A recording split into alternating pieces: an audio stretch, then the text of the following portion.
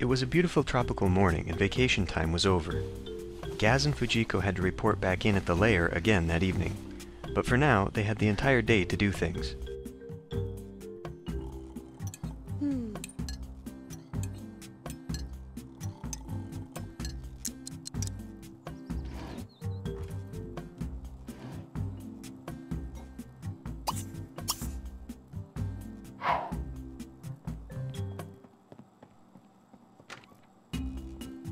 Fujiko had had the bathroom remodeled shortly after it had been built. It had cost a good chunk of money, so the rest of the place would have to wait.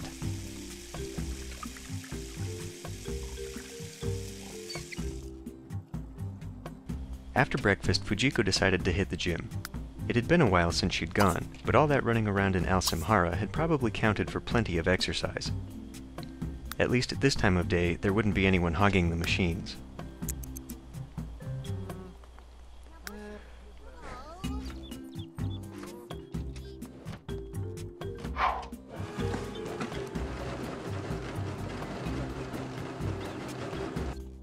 Later, she met Ghaz at a coffee bar called The Hideaway on the other side of the island.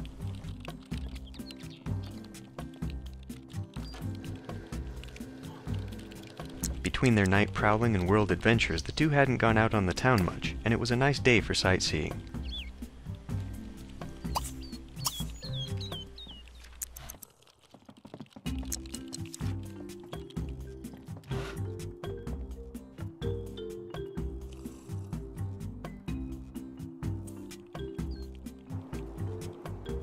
Just down the road was a little beach called Captain Jack's. No doubt it had been named for where a famous pirate had once set foot. Or maybe it was just a marketing thing to draw tourists.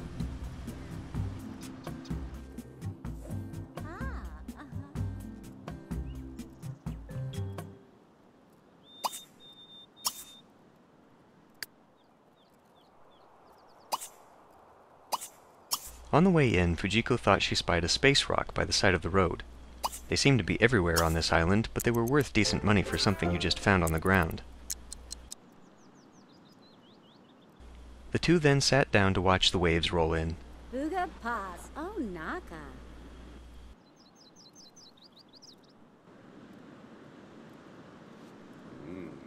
Chabuda Dune. Ivinani Rock, Nula. Ah, Z. Nargirdle. So many za. Bobby Weepsu. Edi Manga.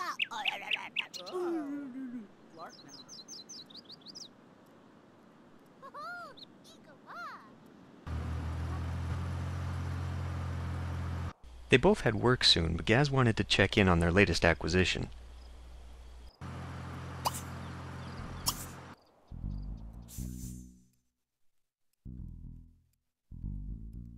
Fujiko wasn't really interested, so she waited for him in the public statue garden next door.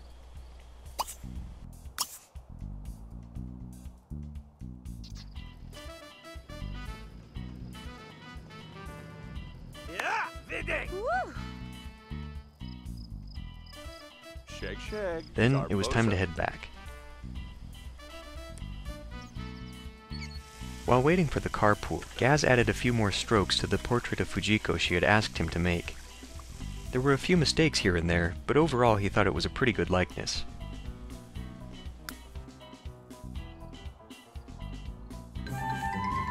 Later that night, he was approached by the boss and told that Alana Kahale had been talking about him. Kimo hinted that he should get to know her, and Ghaz agreed. Having such a powerful friend would surely be useful. For a few days now, Fujiko had noticed an apparently abandoned car outside one of the local hangouts and decided to check it out on the way home. She was tired of public transportation. Unfortunately, there were still people around even at that late hour, and she didn't feel like being caught for Grand Theft Auto.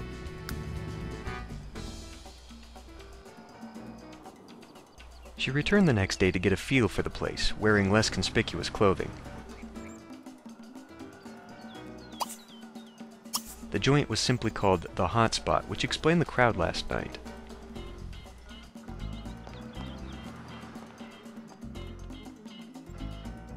And look, another space rock.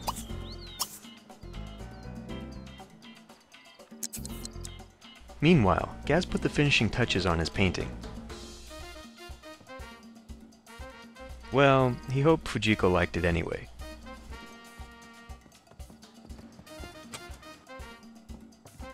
Fujiko returned home and briefly saw the portrait.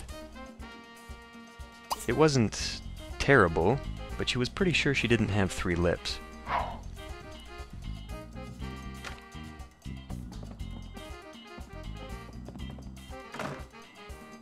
Ghaz greeted her and started telling her about the latest scheme he was hatching, once they had some more money. Well, Yapsaga. Jiba?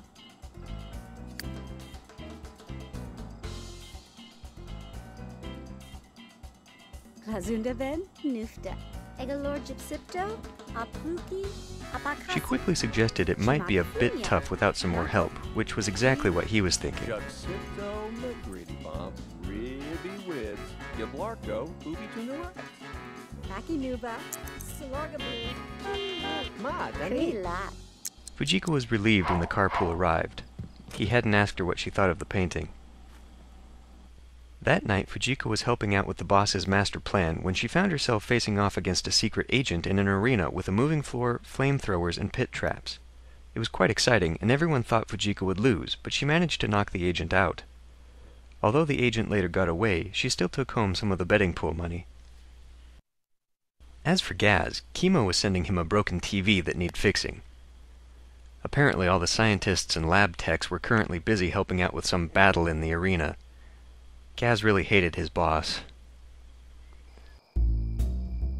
On her way home from work, Fujiko went to scout out the car again. This time the coast was clear, and she quietly slipped the Tofundo wagon into her pocket.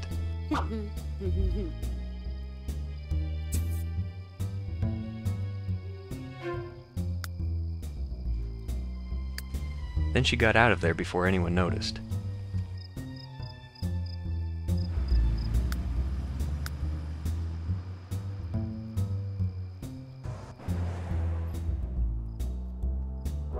When Ghaz came home that night, he noticed the new vehicle parked on the lawn and went to talk to Fujiko.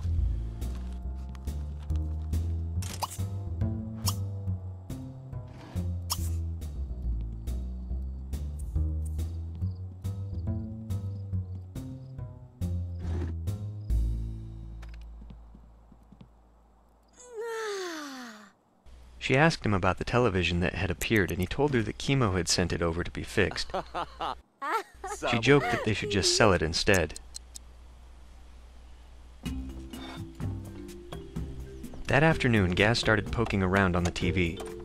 He wondered if he could get it stuck on the all-Spanish game show network. Meanwhile, Fujiko called up Alana and invited her over. After all, if she was interested in meeting Ghaz, that was big news for her, too.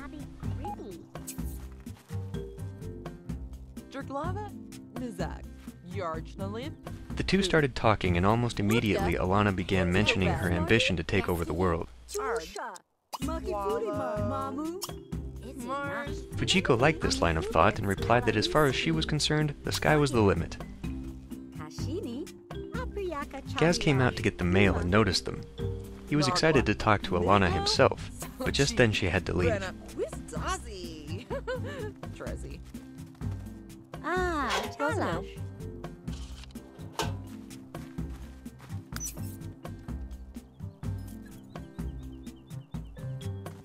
Well, better go return Chemo's TV then.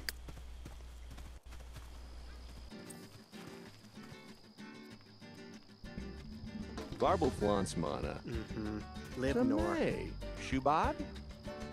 Boss Chemo was happy to have his television back, and Ghaz admitted that the $500 was probably worth it. He hoped Chemo liked Russian soap operas.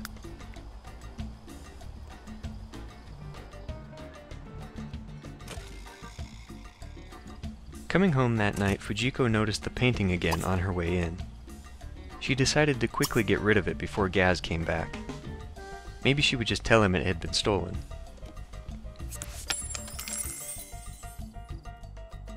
But as soon as Ghaz walked in the door, he was called down to the police station. To stand in a lineup, to refute evidence, maybe just to talk, he wasn't sure, but he spent the start of his first day off with his friends at the precinct. He thought the coconuts outside were laughing at him.